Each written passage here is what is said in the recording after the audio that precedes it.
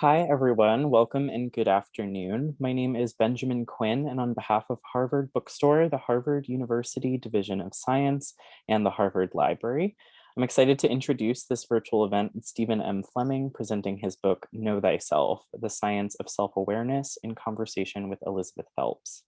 I hope you're all well and safe. Thank you for joining us virtually. Today's event is the latest installment in our Harvard Science Book Talk series, which works to bring the authors of recently published science literature to our Cambridge community and beyond.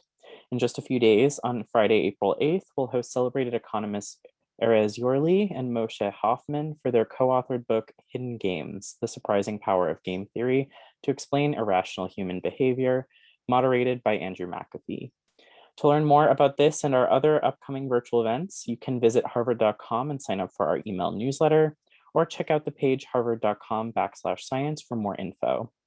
I'll also be posting a link to our Science Research Public Lectures channel in the chat, where you can view previous talks you might have missed. Today's discussion will conclude with some time for your questions. If you have a question for our authors at any time during the talk tonight, click on the Q&A button at the bottom of the screen, and we'll get through as many as time allows. In the chat, I'll be posting a link to purchase Know Thyself on harvard.com. Your purchases and financial contributions make events like today's possible and help ensure the future of a landmark independent bookstore. Thank you to our partners at Harvard University, and thank you all for showing up and tuning in support of authors, publishers, indie bookselling, and especially for science. And finally, as you may have no doubt experienced in virtual gatherings, technical issues may arise. If they do, I'll do my best to resolve them as quickly as possible. Thank you for your patience and understanding. Now it's my pleasure to introduce today's speakers. Stephen M. Fleming is Professor of Cognitive Neuroscience at University College London, a Wellcome Trust Royal Society Sir Henry Dale Fellow at the Department of Experimental Psychology. He is also Principal Investigator at the Wellcome Center for Human Neuroimaging, where he leads the Metacognition group. Today, he is joined in conversation by Dr. Elizabeth Phelps, the Pershing Square Professor of Human Neuroscience at Harvard University in the Department of Psychology, where she researches the intersection of memory, learning, and emotion. This afternoon, Stephen and Elizabeth have joined us for discussion of Know Thyself, an extraordinary look into the science of self-reflection, which Cecilia Hayes, author of Cognitive Gadgets, calls an extraordinary book. Written by a leader in the science of self-awareness, it is both accessible and erudite, a self-help manual, and a work of scholarship. Whether in the doctor's office, the courtroom, or taking an exam, all of us, nearly all of the time, grapple with an essential, unavoidable conundrum. How do we know what we and others know, or as importantly, don't know? In Know Thyself, Stephen Fleming takes us into the science of metacognition, the ultimate human trait which teaches us the limits of our knowledge, enables self-awareness, and lets us think about the minds of others. I will end with the powerful praise of the brilliant Sam Harris, host of the Making Sense podcast, who calls Know Thyself a very interesting book on perhaps the most interesting topic. We've got a lot to learn this afternoon, so without further ado, I am delighted to turn things over to our speakers. The digital podium is all yours, Stephen and Elizabeth.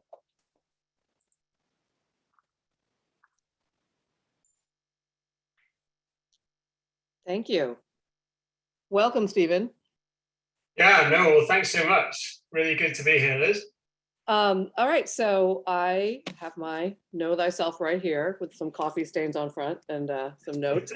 I want to say, first of all, I thought this was a terrific introduction to the science of metacognition.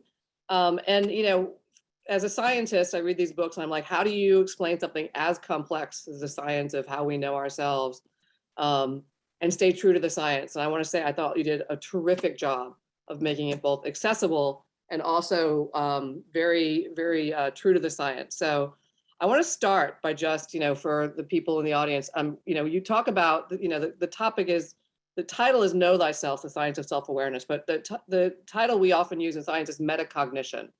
So I was wondering if you could just start with sort of a definition of what metacognition is. Yeah, of course. And it's lovely to hear that about the book too. I'm, you know, very grateful for those words. And I think that metacognition is a technical term that we use in psychology. In the book, I broadly use it to be synonymous with self-awareness. And literally, metacognition means cognition about cognition, or thinking about thinking. And it's come to, in a sense, be this catch-all term that refers to the general ability of the human mind to monitor itself. So to know what we know what we don't know, to estimate whether we made errors on simple tasks, to estimate confidence in our skills and abilities, and so on. And I think one interesting thing is we often take this for granted, and there's no real outward signs of us doing this. So, skills like being able to walk or play the piano or solve a maths problem, you can easily see someone doing that, but engaging in metacognition is not always so visible. But I think it's a really bizarre and wonderful thing that the human mind does. And it, as I kind of explain in the second half of the book, I think it does underpin a lot of what we consider to be key human achievements. So I want to get into the book in a second, but before I do that, you are one of the world's experts on metacognition, but it's not a topic that has been studied scientifically for a really long time. So could you just say a little bit about, and it seems to be picking up steam as we talk in the scientific literature. So I'm just wondering if you could say a little bit about kind of the background of science on metacognition. Sure, yeah. So I think it's something that, self-awareness as a topic has been something that philosophers and people in general have wondered about for thousands of years. Going back to the ancient Greeks, the title of the book really comes from this inscription on the Temple of Delphi, this advice given to the population of Athens to cultivate self-knowledge in the service of wisdom. And there was really this emphasis there on intelligence and skill not being enough. You need to really, in a sense, have this engagement in self-reflection to achieve this higher plane of wisdom. But it then, in a sense, went into this slightly strange phase in the philosophy of mind literature, where, going back to Descartes, self-reflection was almost used as this tool to access the mind, and it was considered this completely transparent window on what was happening there. And that, you could argue, that led to some of the early psychology, experimental psychology, people like Wundt and Titchener, who ran labs effectively asking people to introspect about what was happening in their own heads. And in a sense, that work got somewhat sidetracked because, for various reasons, the data there was somewhat variable from person to person, from moment to moment, and the tools weren't really there to analyze that kind of data. So then psychology as a field got pulled quite heavily over to behaviorism in the early 20th century, and self-awareness and metacognition were somewhat neglected. And I think it's really only been in the past 50 years or so that we've had the tools to really create definitions of metacognition that allow you to measure it in the lab. And that's what my lab in London works on, and we combine those measures with brain imaging to start studying how metacognition works as a cognitive process and also a biological process. So the first part of your book is really building up, what are the things that our brains are tuned to do that have enabled this capacity for self-awareness, for metacognition. So I'm wondering if we could sort of start out with that. And then if you could also comment a little bit about, this idea that, some of them are shared with other species, some are not, right? So you start with uncertainty. How does processing uncertainty kind of enable us to have this self-awareness, or why is it a key component? Yeah, sure. So I guess the insight there is that when we think of what's the kind of minimal definition of metacognition, is in a sense being able to know that you might not know something. So in a sense, having this second order perspective, this higher order kind of view on the fact that you might not know the answer to something.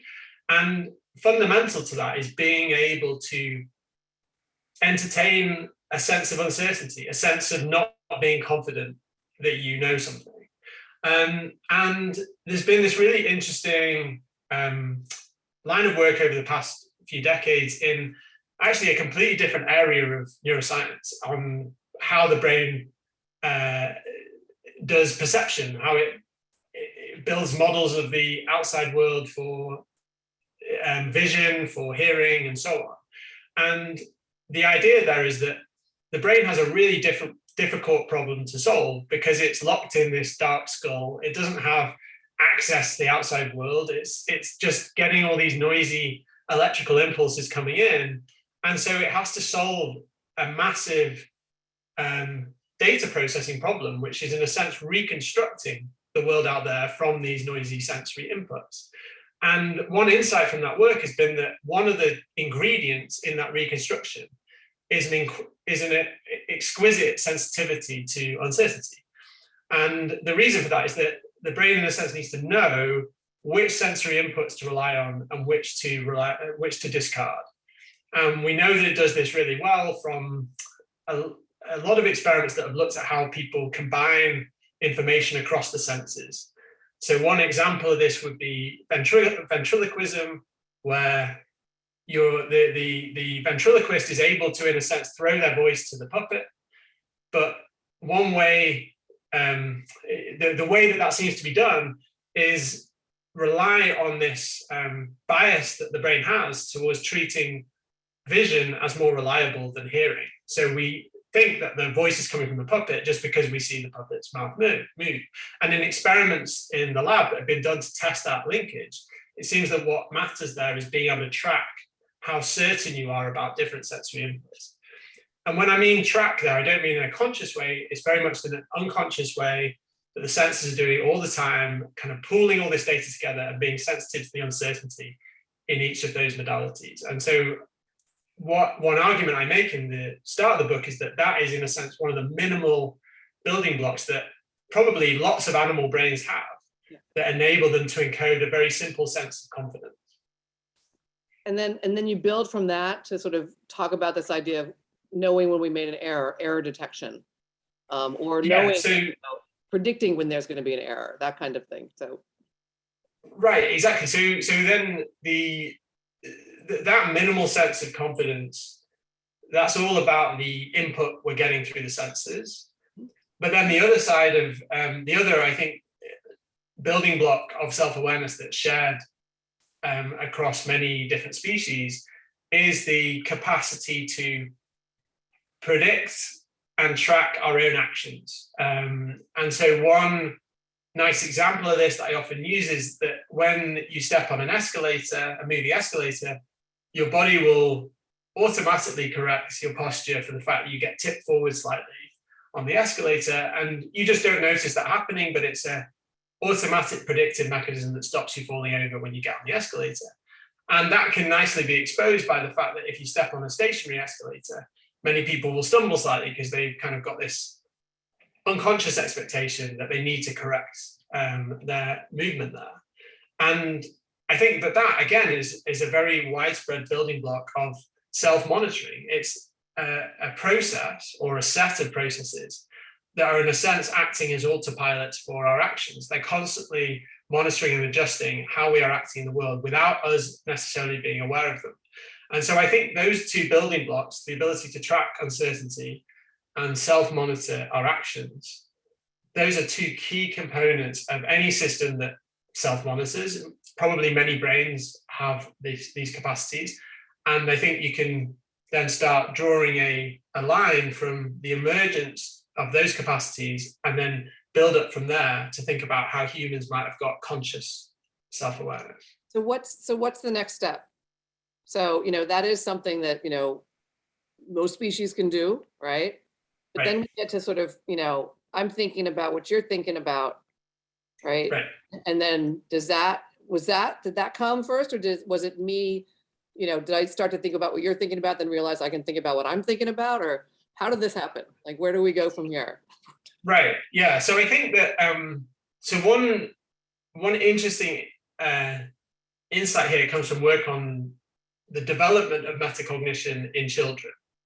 And what seems to be the case from those experiments is that those capacities, those building blocks for self-monitoring and tracking uncertainty, they seem to be in place pretty early in life.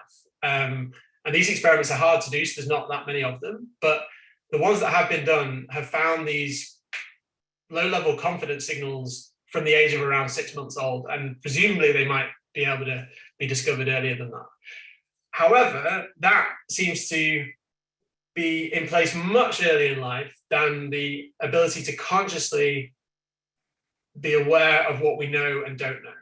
And so young kids below the age of, say, 3 or 4 are notoriously bad at knowing whether they know the answer or not. So, I see this all the time with my son, who is 3, and I say to him,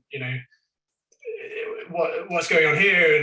And he says, like, or I say, do you know what this is? And he'll say, yes. And I say, what is it? And he'll say, I don't know. So then you've kind of got this like disconnect between being confident about what you think you know, and then it kind of gets exposed. And there's been nice experiments done in the lab showing that metacognition is surprisingly poor before the age of around 3 or 4.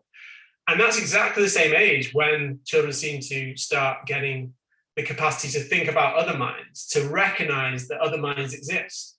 And one, I think, interesting hypothesis there that still needs to be fully fleshed out in terms of the experiments. But one interesting hypothesis is that there's, in a sense, common machinery in the brain for thinking about other people's minds and thinking about your own mind. And so then it raises this really interesting question, like what came first? And I think that's a really hard question to answer, because you'd have to, in a sense, time travel back and do studies on our evolutionary ancestors to figure out, like, did thinking about other people come first, or did thinking about ourselves come first? Like, how do these interact? But I think there's an interesting disconnect, really, between these low-level building blocks of self-monitoring that are shared among many species and this seemingly more human unique ability to just think about and represent other minds as being different from ourselves.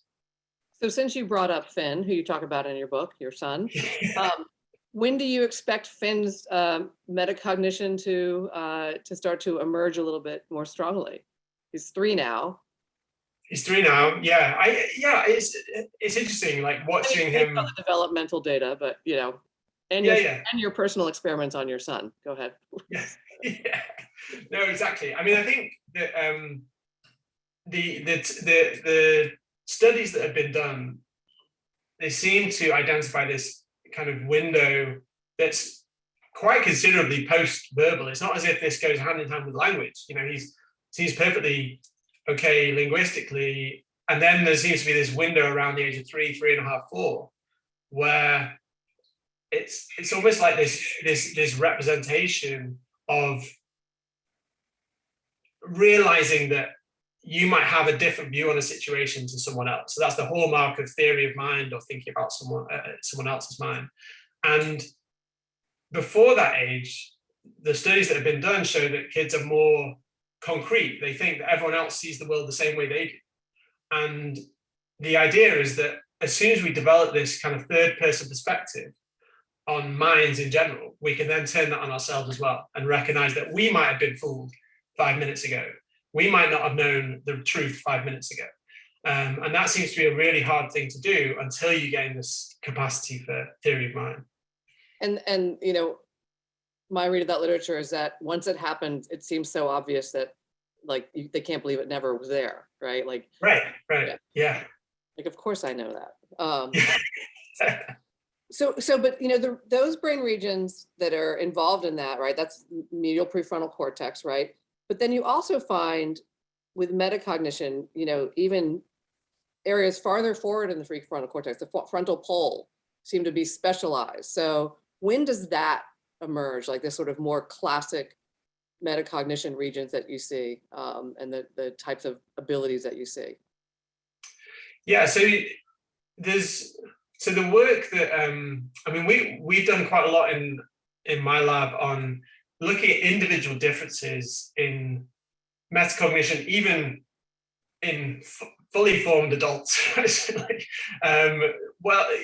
Even when you kind of go past that developmental milestone, there's still plenty of individual differences in metacognitive prowess that we can pick up in the lab. And so this really is now looking at quite subtle differences between individuals in how well they can monitor their performance on simple tasks. So we asked them to, Yeah, I was gonna say, could you walk through a sort of example experiment so people know what you're talking about? Sure. Yeah. So one type of experiment that we use a lot in my lab is you get given a quite simple perceptual judgment to make. So we might ask you, are there more dots on the right-hand side or the left-hand side of the screen? And we can then very carefully control how difficult that judgment is for you by changing the number of dots or how bright the stimulus is. And we get you to make lots of these judgments. And after every single judgment, we ask you to rate how confident you feel in getting the answer right. And the intuition is that if you tend to rate high confidence when you're objectively right, when you're correct, and lower confidence when you're wrong, then that gives you a high degree of metacognitive sensitivity. So that's the number that we compute from your data that tells us how good you are at metacognition. And what we see is that there's quite a wide range of variation between people in that capacity. It seems relatively stable. So if we test you one day and test you the next day, it seems to be relatively stable. And it's also interestingly uncorrelated, at least as far as we can tell, in the general population with more classical measures of intelligence and cognitive function. So, and you can actually set up these kind of tests where we ask people their confidence in the answers to an IQ test. So there's this kind of like additional level of monitoring that goes on. And so the intuition is that you can actually be a very smart person, but be completely unself-aware of how you're carrying out a task, for instance. And so there seems to be this independent aspect or semi-independent aspect. And that's and in a number of studies now, we've seen that individual differences in your metacognition are linked to subtle changes in the structure and the function of these regions of the prefrontal cortex, the frontal pole that's right towards the front of the brain, and that is particularly well expanded in humans compared to our nearest primate relatives. And so we think that that's, we don't fully understand what that region is doing across the board, really, in cognitive neuroscience, but also for metacognition. But we think that it perhaps plays a role in mapping between these implicit signals of confidence and this capacity to build this higher level model of what's happening in your mind. And in terms of when that comes online, that it has a much longer developmental trajectory. So we can see that those regions are still maturing in adolescence, even in your early 20s. And when we study metacognition in the lab in adolescence, this is studies we've done in collaboration with Sarah Jane Blakemore, we see that that trajectory continues ongoing.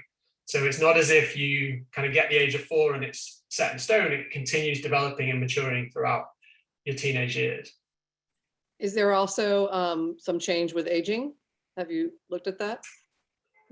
So we have. Actually, very recently, we had a preprint earlier this year on looking at changes in metacognition on these simple tasks in a age stratified sample going all the way up to, I think it was around 85. And surprisingly, that measure was pretty flat with age. So, and this actually is, when I say surprisingly, if you just took a naive view about prefrontal function, you would think, okay, it's gonna drop off. But there's been nice work from Chris Herzog's lab showing that there's this, in a sense, protection of metacognitive awareness into healthy aging. Even when other cognitive functions might be failing, there seems to be almost this outlying ability that is retained. And there's various interesting reasons why that might be. But we also see that in our data that there isn't much of an aging effect once it's kind of in place in your early 20s.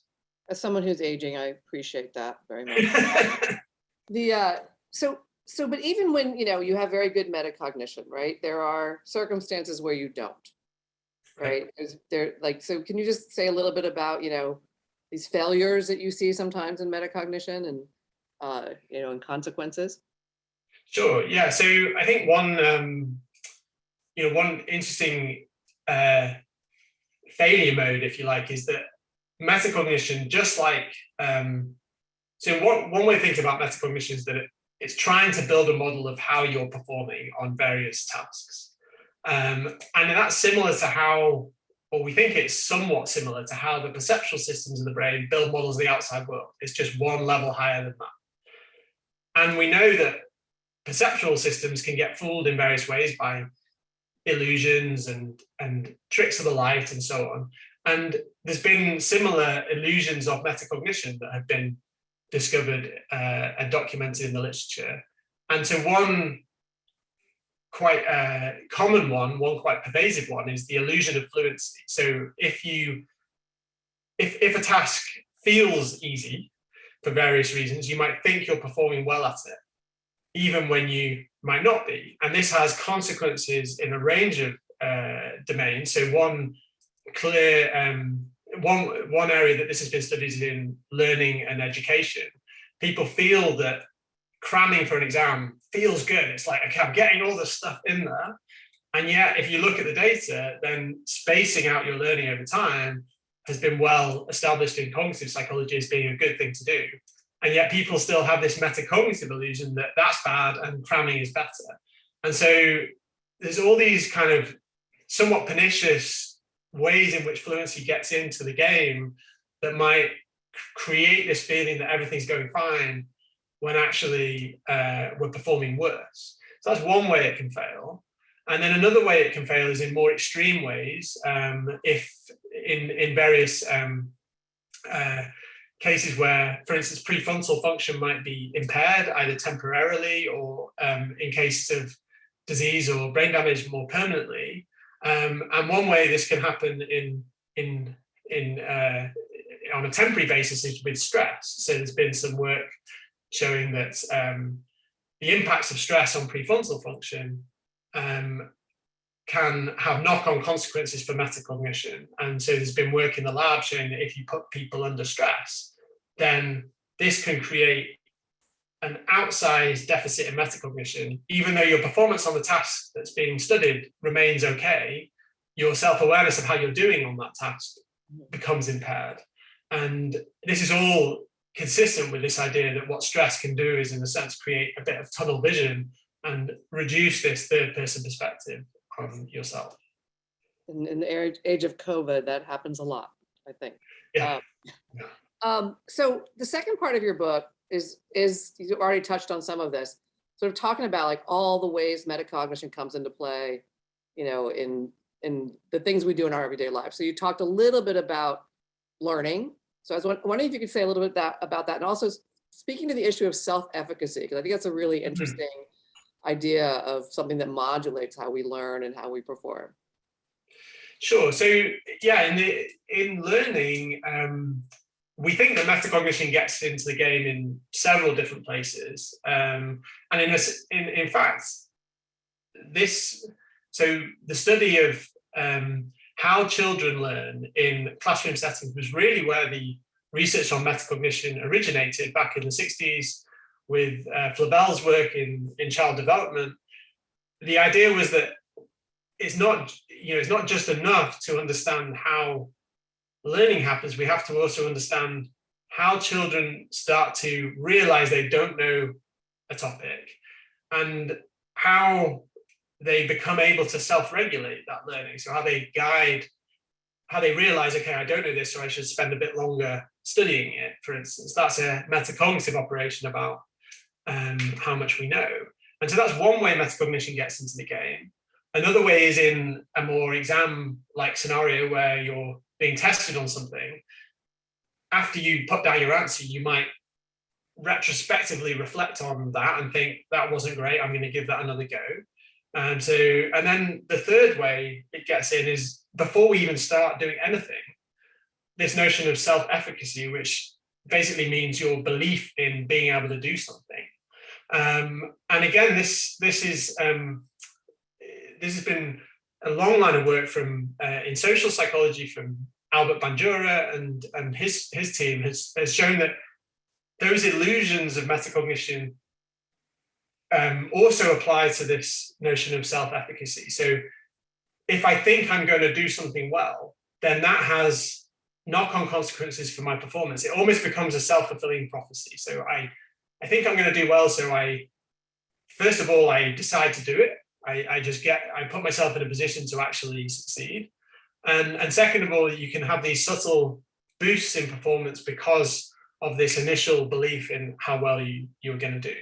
And that can also then have the flip side of that is that if you believe you're not going to succeed, and this has been well studied in the case of anxiety about certain classroom subjects, particularly mathematics, if you think you're not going to be able to succeed, you might avoid that topic, you might never engage with it in the first place, and that can create this vicious cycle where you might have been great at it, but you thought you weren't going to be able to do it, so you never even gave it a chance. And so again, that's a metacognitive judgment about your skill, about your ability, and that can suffer from all the same kind of illusions that we've just been talking about.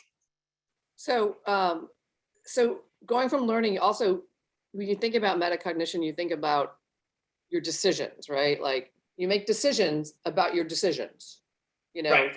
Deciding this is a good thing or this is a bad thing. And is it similar, like there's good and bad consequences in metacognition for this? And also, if you could say, like, when there is a bad consequence, can you turn it off? Yeah, interesting. Yeah, so I mean, in decision making, this is something that we've been studying quite a lot recently. So looking at how people on relatively short timescale, so we get them to make a decision. Again, it's usually in one of these perceptual tasks, and we ask them, do you want to change your mind about the decision you just made? And what we find is that your metacognitive capacity predicts how good you are at, in a sense, reversing bad decisions. That makes sense because it seems to tap into a similar ability to think about whether you're right or wrong. But it also affects how you process new information. So we found that people who have good metacognition also then realize they might be wrong about something, and so they go and seek out corrective information. And that more broadly seems to be related to this personality feature that people sometimes call dogmatism, which is effectively meaning that you're very rigid and set in your beliefs and you think you're right and everyone else is wrong. And we've shown that that personality feature, some of the variance in that feature can be explained just by looking at your metacognitive profile on these simple tasks. And so, yeah, so we think that in that sense, metacognition promotes good decision making because it helps you realize when you might be wrong, change your mind appropriately, and seek out new information when you need it. But in another sense, and this is a separate line of work on, not in my lab, but people who work on skilled performance have suggested that in some cases it can actually become detrimental, because once you've got really skilled in a domain, and elite sports and elite musicians is a good example of this, you might get to a point where you don't need this kind of constant self-monitoring going on. And in fact, it can start to impair your performance. And again, there's been nice experiments done to show that that's probably the case. And so then the game becomes, how do I, as you say, how do I switch it off?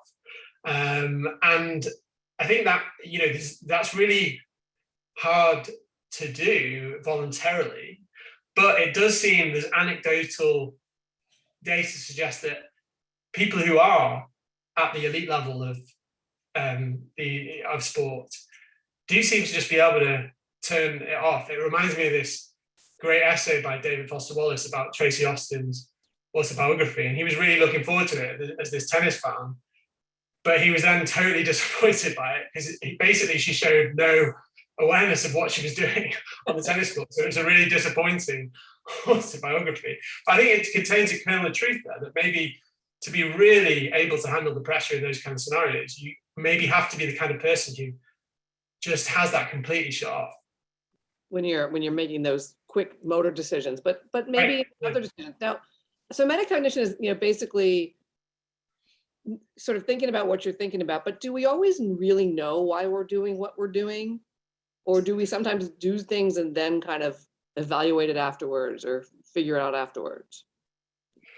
Yeah, so I think that the insights we have about metacognition so far, at least in the kind of work we do in my lab and other labs studying the similar thing, is based on these very simple tasks where we can, in a sense, there isn't really anything to, there's not much that needs to be explained about what we're doing. And all it involves is just monitoring whether we're right or wrong about simple decisions. But I think as soon as we start getting out into the real world, where the kind of things we're doing are much more complex, they often exist at this higher level of planning, of building this narrative about what we're doing, why we're doing it. Then there's, I think, a really interesting almost extension of these models that we build of ourselves that starts to become much more reconstructive. And there's been really lovely experiments done on this in patients with split brain syndrome, where for surgical reasons the hemispheres have been disconnected, and you can flash a stimulus that goes into one hemisphere of the brain that the subject can respond to, but because the language mechanisms are sequestered in the other hemisphere, there's no way that they can verbally report on that stimulus, but they can, in a sense, watch their actions and create a confabulatory narrative about what they just did. And the idea is that that kind of narrative construction might be going on all the time in healthy brains as well. It's just less obvious. And I think there's interesting work to do for the future on trying to connect up laboratory measures, laboratory experiments, brain imaging studies, and metacognition to this broader notion of self-narrative. And it just hasn't really been done yet. I think it'd be lovely to get kind of powerful experimental tools to probe self-narrative. And I just, I haven't done that work, and it would be, I think, great to start that kind of research program. So that does speak to the legal system a little bit, right? People have to have intentions and know why they're doing things, and that weighs into the judgments we make. Yes, yeah, and in what's interesting about the notion of responsibility, at least from a legal perspective, is that it relies on this idea that you had the conscious intention to do something, then you can be held responsible for it. And often the language, if you look at the legal definitions of mens rea that are used in, say, criminal cases, often the language there is all about self-awareness. It's about having awareness of your conduct, or you should have been aware. If you were negligent, you should have been aware of that conduct. And so I think it is interesting to think about like how metacognition seems to be key here for building up a notion of autonomy, of responsibility. And this relates to some arguments that the philosopher Harry Frankfurt has made over a number of years about, in a sense, like, what is autonomy? And the argument he makes, which I think is quite a compelling one, is that really what we mean by autonomy is acting in a way in which our higher level, our metacognitive level of desire matches up with what we're actually doing. And he gives the example of someone being addicted to drugs who says, I really want to stop, but I just can't. And contrasting that with someone who thoroughly self-endorses their drug taking. And you would, in a sense, feel more sympathy with the first person because they're struggling against that higher order desire to stop. And now I think there's lots more to say about that, and I don't want to get sidetracked into a discussion about addiction, but I think as an idea of why metacognition might be important for autonomy and responsibility, I think it's quite an interesting one. And we've done a little bit of work suggesting that people don't only create this feeling of confidence about perceptual choices, they also create similar feelings of confidence about more subjective decisions, things like what do I want to eat, or do I want to take this gamble or this gamble, and you can in a sense become aware of the fact you might have made a subjective error. It's like, well, initially I thought I preferred this thing on the menu to this thing, but now I've realized that it's the reverse. And over time, if you can start aligning your choices with those reflexive endorsements of those choices, that's what Frankfurt would call having autonomy over your life, effectively. Interesting. We only have a few minutes before I'm going to get to questions. So I just want to briefly touch on, towards the end of the book, you talk about how all the sort of artificial intelligence and these new, the fact that we're letting machines take over a lot of the decisions, driving, things like that, how this, might interact with metacognition and knowing what we know and monitoring what we need to monitor. So could you just say something about that? Sure. So I think, this is a literature that I've only recently got involved in. We're actually collaborating with some roboticists in Oxford at the moment on these questions. And one interesting thing there is that, as we've all seen, the developments in machine learning and AI have been phenomenally powerful over the past few years. But what's interesting about those systems is that, first of all, they're often hard to explain. It's often hard to create these narratives about what they're doing. But the other thing is that they often seem to be overconfident when you take them into situations that they've never encountered before. So this is called out of distribution generalization. So if you train a big neural network to classify some images, and then you give it an image that it's never seen before, it will often be quite confident that it is in fact a class that it has seen before, even though it's totally wrong. And obviously you wouldn't want your self-driving car to be overconfident about a new situation. So there's a sense in which, like, if we can start building in these more global levels of confidence into artificial systems, then not only might that be useful for handing back control to the human operator, so the system would in a sense say, I don't know, I've never seen this before, and hand back control. But the other thing that we're working on with the guys in Oxford is we're hoping that this might just create a bit of a higher level of trust between us and AI systems that often seem like black boxes. If they can, in a sense, publicly communicate how uncertain or confident they are on a routine basis, it might feel more natural to trust and interact with them. Fascinating. So before I jump to the questions, there's lots of good questions. I wanted to ask you, I had lots of personal things, but how are your metacognitive abilities? You say people vary quite a bit. You must have tried it out yourself. Yeah. I think it's hard because the problem is, like a lot of experiments in psychology. Yeah. You know how the system, how it all works. Yeah. I do. I think like anyone, I struggle with this in my everyday life. I find the stress thing quite hard.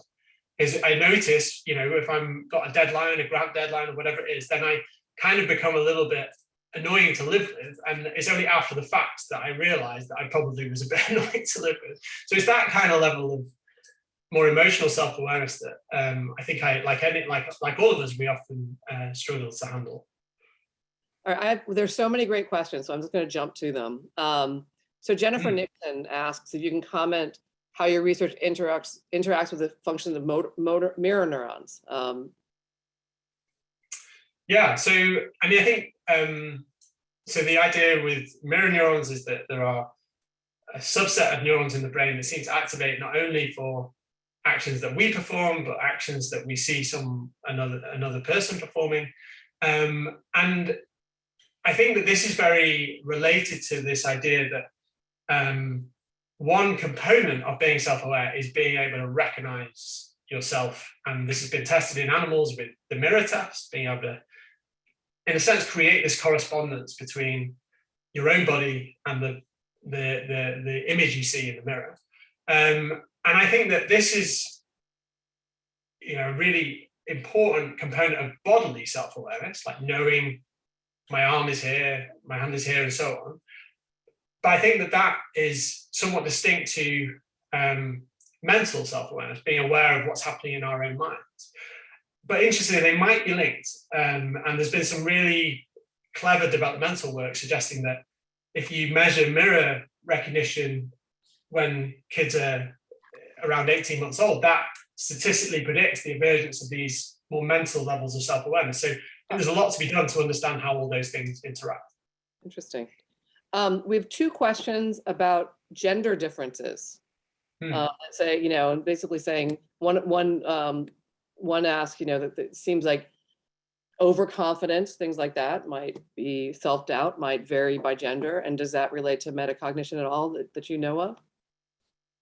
So in the data we've collected, and we've now collected data from, thousands of people on these simple tests, and we don't see much gender differences when we look at what we call metacognitive sensitivity. So the capacity to track on a moment-to-moment basis whether you're right or wrong on the task.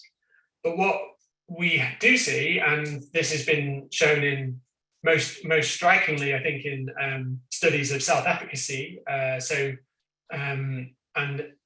This has also been studied in the classroom in children when they're asked to rate how well they think they're going to do in various tests. There are gender differences there, and this might where girls seem less confident than boys, particularly in STEM subjects. And the problem is that, as I was mentioning earlier, that can create this vicious cycle where there's no initial difference in ability, but if you think you're not going to do well at it and you don't then take on that subject, then just by definition, you will then have that mismatch in, say, engagement with that particular subject.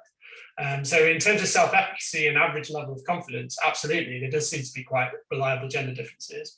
But in terms of your metacognitive monitoring capacity, if you like, that doesn't seem to differ very much. Interesting. So Mark Pizzato asks, how have developmental neural networks of metacognition been studied regarding cultural influences or cross-culturally? Are more individualist, independent, or collective interdependent models of identity, do they affect metacognition in any way that you've identified? I feel like this question is like a plant for me to advertise our recent study. Way to go, Mark.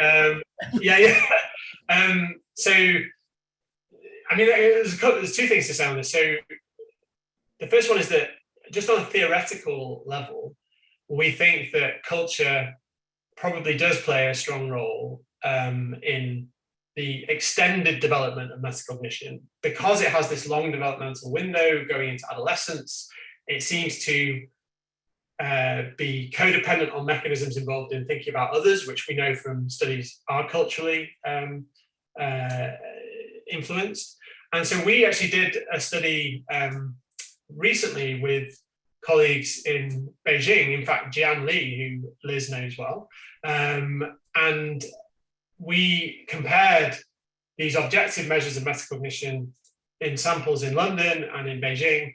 And we found, to cut a long story short, we found that the Chinese sample has slightly heightened better metacognition than the London sample, and that was replicated in 2 experiments.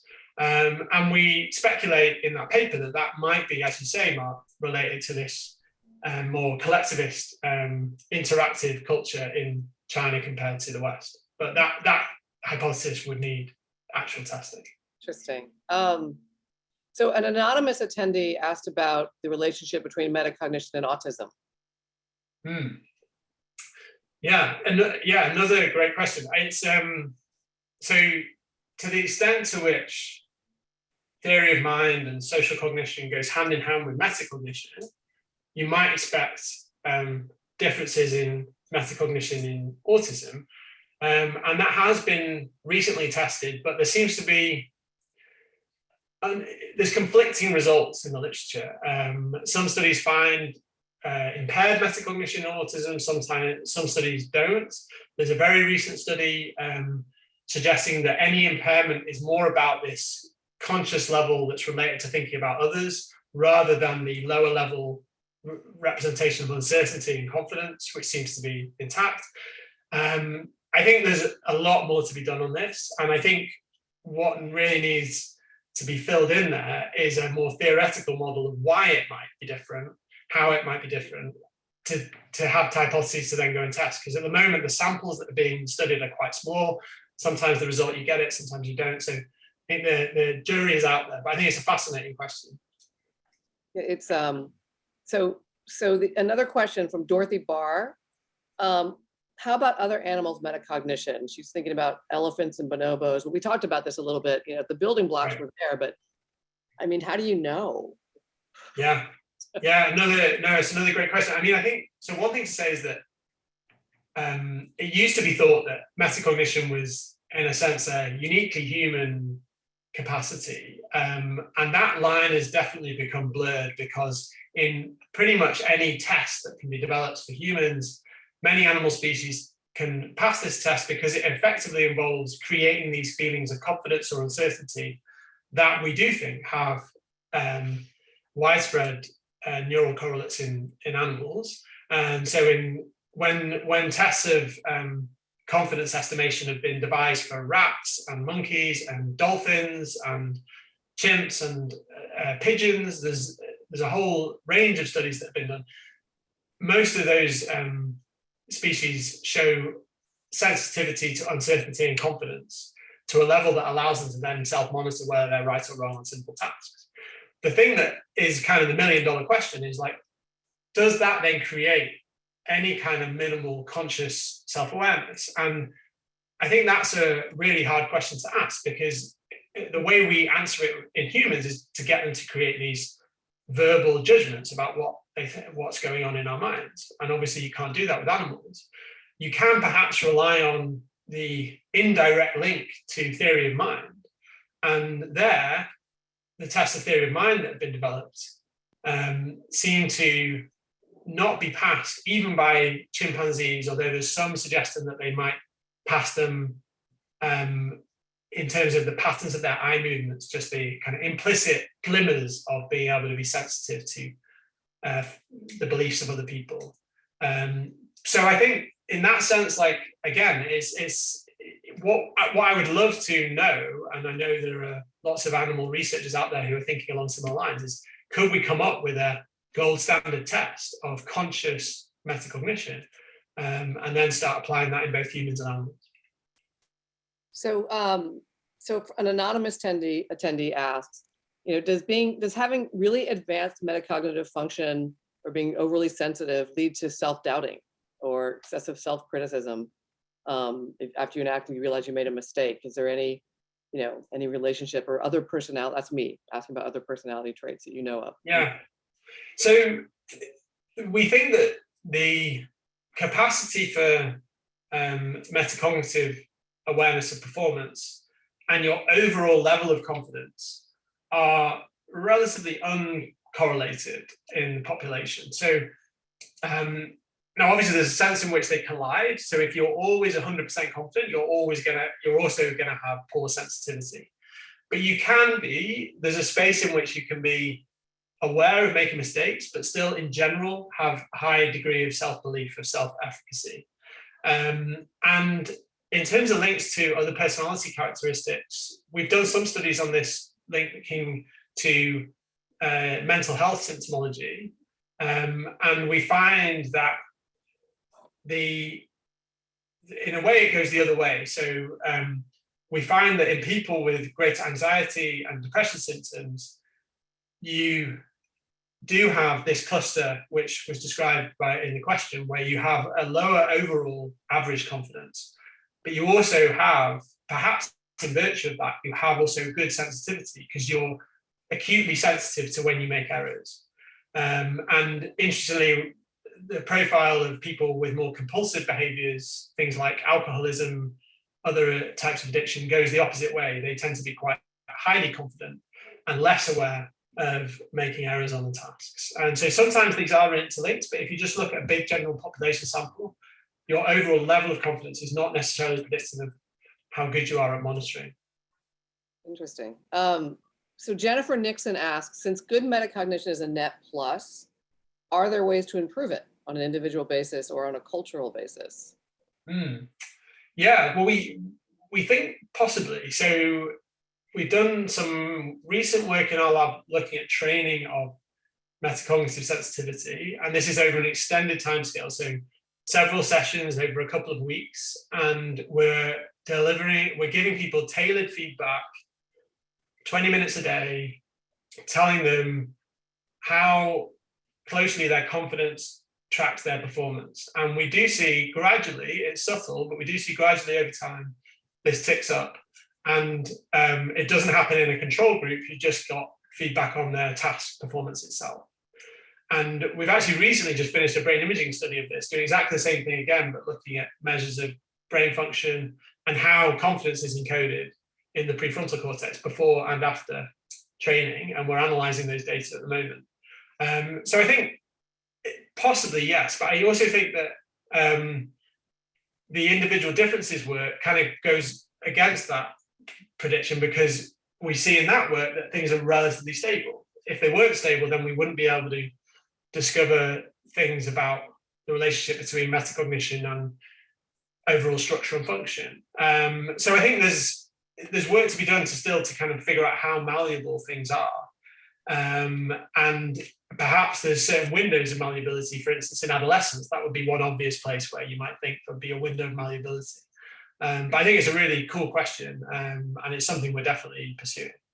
So I think we're running out of time. I'll ask one final question, if you don't mind. Of just, what is the next big advance you think you'll see in metacognition? Like, where do you think the science is going that you'd find sort of really fascinating if it could go there? Is there anything in the back of your mind you wish you knew that you don't? Yeah, I mean, I think these connections to self-narrative, the stream of consciousness, I think that would be really interesting if we could get tools to measure that.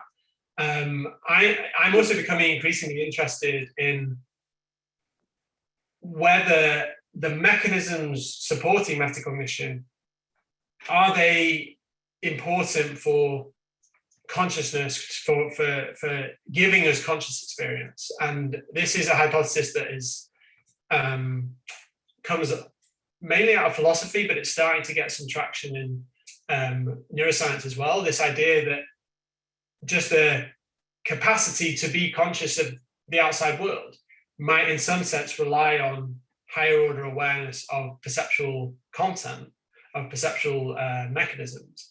And that's something that we're quite excited about testing. And if that turns out to be the case, then that would provide us with some kind of insight into how we become conscious in the first place. Rather than thinking of consciousness as something that enables metacognition, perhaps it also goes the opposite way around.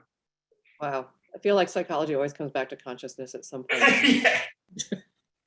Anyway, thank you so much. That was awesome. Oh no, thank you, Liz. That was great.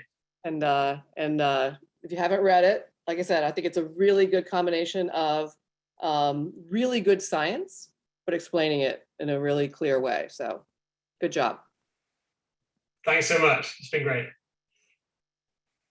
Thank you both for this fantastic conversation. Thanks to all of you out there for spending part of your afternoon with us. Please learn more about this book and purchase Know Thyself at harvard.com. I put the link to purchase in the chat a couple times.